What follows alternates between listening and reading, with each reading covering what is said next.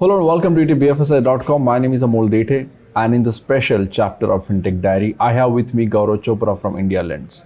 Gaurav, glad to have you. Thank you so much for having me. It's a pleasure. Thank you. So let me learn a lot of things specifically from you in terms of how the FinTech industry is, how's your company specifically, a FinTech platform is emerging and shaping up, in the new ecosystem. But before that, Gaurav, just give me some sense in terms of how's the current structure of IndiaLends, how many people work there, what is the last round of ticket size you had, a fundraise you had, what kind of total fundraise have you raised, and how big is your company? Just give us some dashboard or maybe a basic premise for us to understand about IndiaLends. So IndiaLends is a marketplace for consumer loans. So we do consumer credit products such as personal loans, free credit reports, credit cards. We work with around 65 different banks, NBFCs, fintechs, P2P players.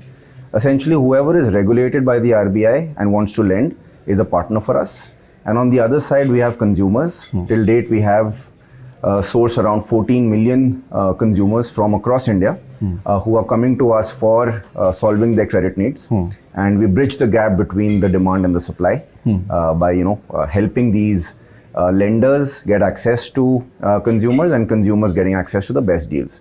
So that's our model, been in operation for around 7 years. We have a core team of around 100 people, which is primarily technology and product. And then we have a lot of people from the risk and analytics background and marketing.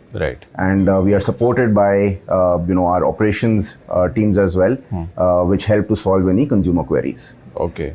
Sounds interesting, Gaurav. Since you're there since 7 years, in this market, I think it's a kind of mature stage for you. It's not that you just started 2 years back and still understanding the water or how deep it is, right? So you at least understand the deepness of the oceans. You have at least dealt with the large players, maybe the whole ecosystem as such. What has been your experience?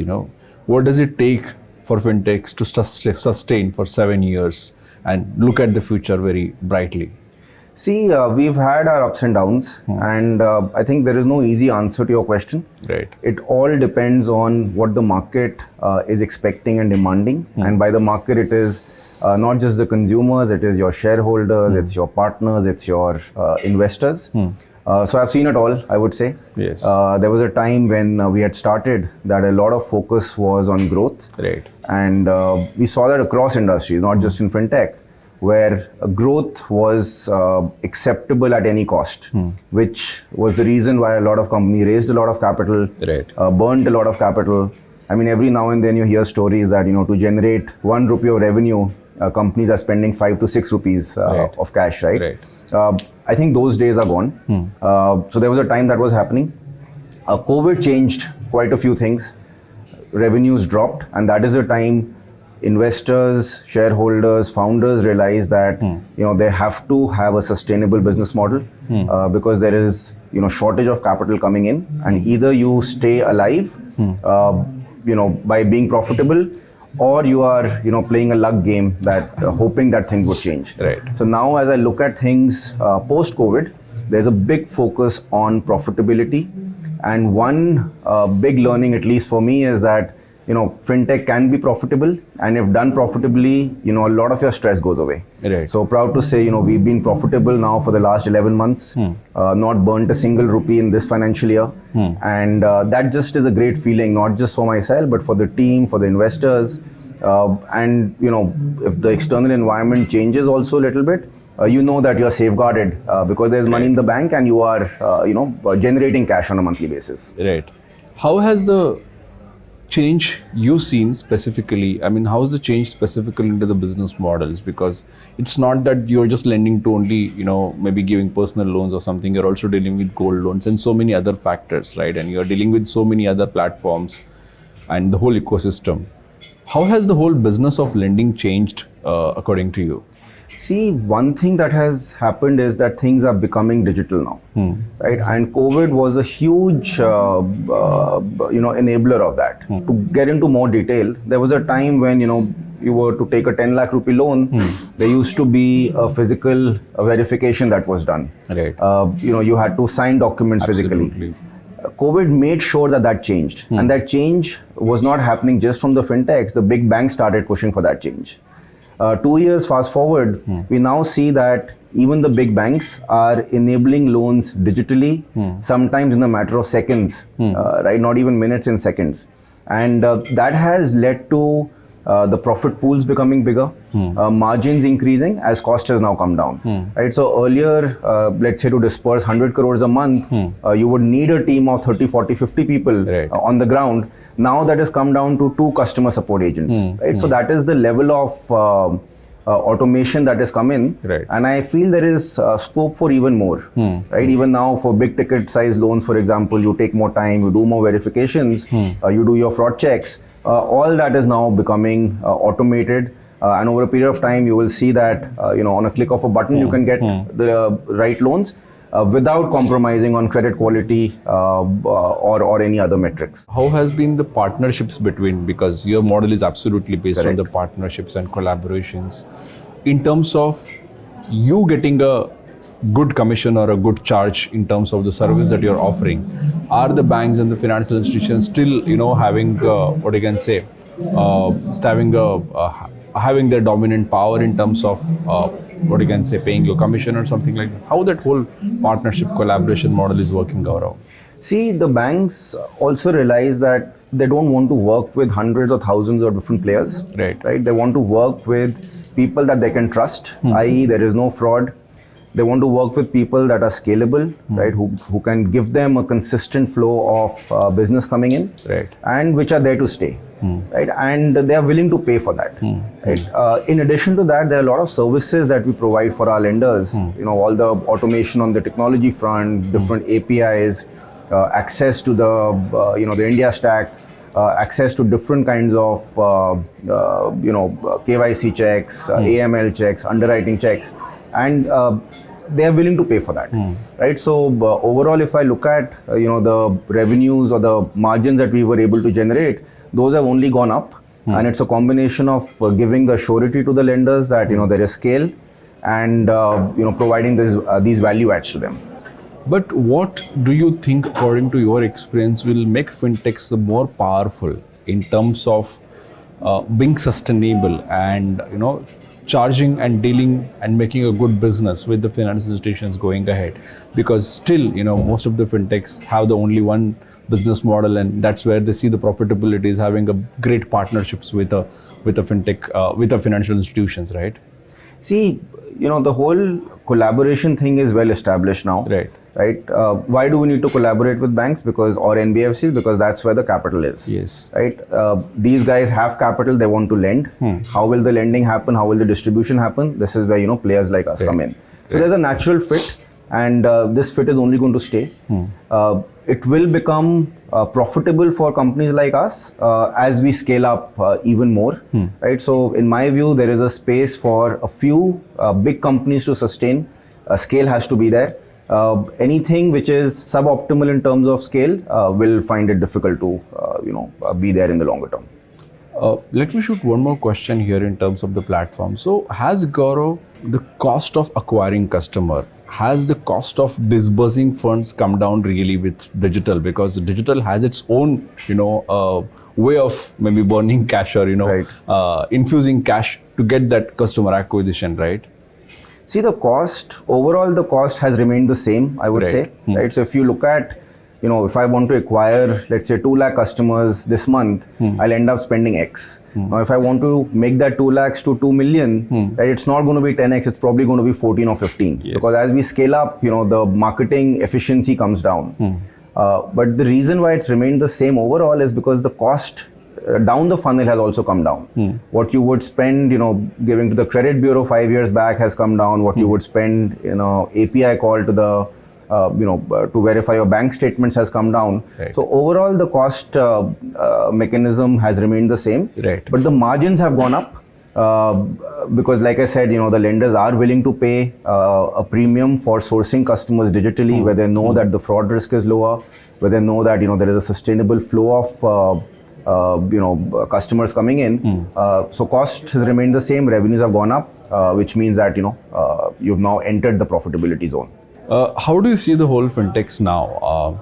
because there are two kinds of rallies that happened. One, specifically the fintech shifted from payment to lending, assuming and thinking that they will make money, and now the rallies from typical entering into lending business towards profitability or raising more funds or becoming sustainable.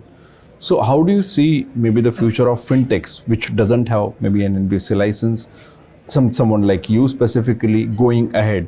At one side you're profitable, but ultimately you have to be sustainable for the long run, right? So how do you see future for yourself and other fintechs as well? See, it's a pretty clear distinction whether you are a manufacturer or a distributor, right? And there are pros and cons in each of these, right? Manufacturing, longer term, the revenues, margins are definitely higher, right? But there is a big cost or a big learning curve, right? I can say it with a very high degree of certainty that any new lender will find it difficult to have good loss levels for at least for the first 2-3 years, right? That's your learning curve. And unfortunately, many companies don't last for that long, right? So if you will see some of the big profitable NBFCs, they've been in operation for a decade, maybe 2 decades. And they've learned how to underwrite. Distribution is evergreen that ways, right? There will always be demand for consumers. Consumers are spoiled for choice today, right? They don't want to go to just their own bank, right, or the NBFC which they are most familiar with.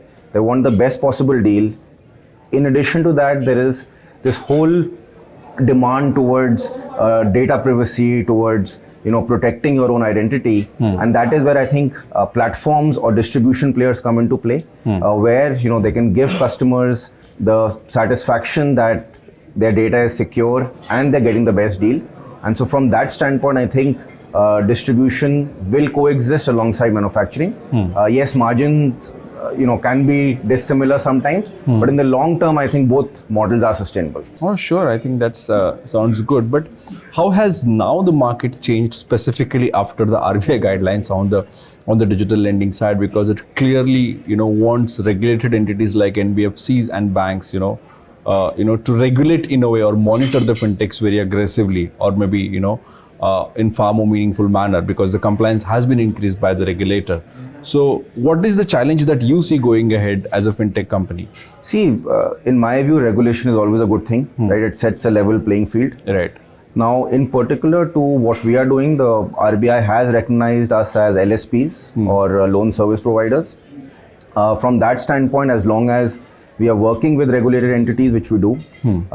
We are not taking any kinds of first loss default guarantees. We've never done that. So that way, the business model has not been impacted. But overall, in the general scheme of things, I think 2 things are very clear. Either you be an LSP, you be a distributor, or you be an NBFC. I don't think there is, place to be in the middle ground, right, where some players were doing that, right? There were distributors who were taking first loss guarantees. They did not have a lending license, but they were doing lending, indirectly through their own equity capital. That has gone, right? And if you take a step back and think why this has happened, the regulator's done this so that, the customer who's borrowing, his rights are well protected. He's not being cheated, and there is clarity on, how to borrow, who to borrow from. So overall, it's a great thing. Yes, it will cause some speed bumps in NBFCs that were doing FLDGs, or they were doing co-lending with other NBFCs and not just banks. Right. But I'm sure the ecosystem will figure out a way to scale up while being on the right side of regulation. Okay, but by any chance, don't you think that the cost of compliance, the cost of dealing with the whole operations, because the scrutiny is more, will go up for LSPs? See, overall, if cost of compliance goes up, right, it is, end of the day, it is better for the ecosystem. Okay. Right? You don't want to hear that, there's a 1,000 crore fraud that's happened, right, or a 2,000 crore fraud that happens, when it could just be saved by, charging maybe 5 or 10 basis points more. Right. And the regulator, I think, will accept the fact that if tomorrow lenders go and increase their costing by, 10 bips or 20 bips to account for the extra compliance, they won't have an issue with that. Agreed. Right. So going ahead now, how do you see yourself maybe in next 2 to 5 years? Are you first raising any funds by any chance? Are you also looking at IPO very seriously? Because that's where the rally from the startups and the fintechs is. So how do you see a future for yourself now? See, personally for us, right, luckily we are profitable, we're not burning, there is money in the bank. So there is no rush to, do any kind of a fundraise event. Right. That said, our overall goal is to become the biggest marketplace for loans in India. Right. Luckily, we've proven that our business model can be profitable, and which a lot of bigger companies were not able to. Right. So there is no shortage in terms of raising capital. I think it just we are waiting for the right time, and the capital that we raise will probably go into building a bigger and a better brand, and hoping to get more customers who can trust us so that we can also grow. And one last part, at one side, the fintechs are looking for profitability very aggressively now, at least they're thinking about it. But at the same time, the regulators are also very strong. They're coming with different compliance norms and regulations looks like going to go, a little harsh going ahead, or maybe it's needed for the system also. How do you see the whole fintech environment? Do you see consolidation happening? Do you see fintechs facing challenges? Or do you see, the road is quite smooth and everybody will have a smooth ride? See, there is consolidation happens in every industry, right? And there are essentially two core reasons for it. One is that you really like what the other company is doing and it adds value to your own, skill sets. And the second, which is not the most desirable reason, is if you want to hire a team, right? And I think both of these things will happen. Where a bigger company sees value in what the other company has built, they would want to, buy out that company. They would want to pay a premium for that as well. When it is more about the talent, the valuation might be low, but people will be willing to, absorb good talent. So it's not just limited to fintech. I think any industry at the right time sees consolidation. I don't know my numbers correctly, but I think there are over 1,000 fintechs in the country right now. Yeah. And at some point, I'm sure consolidation will happen. Thanks, Gaurav, for all these insights. Thank you for having the information that you shared. Thank you. Thank you so much. Thank you. And thank you so much for watching FinTech Diary. Stay connected to etbfsi.com. Thank you.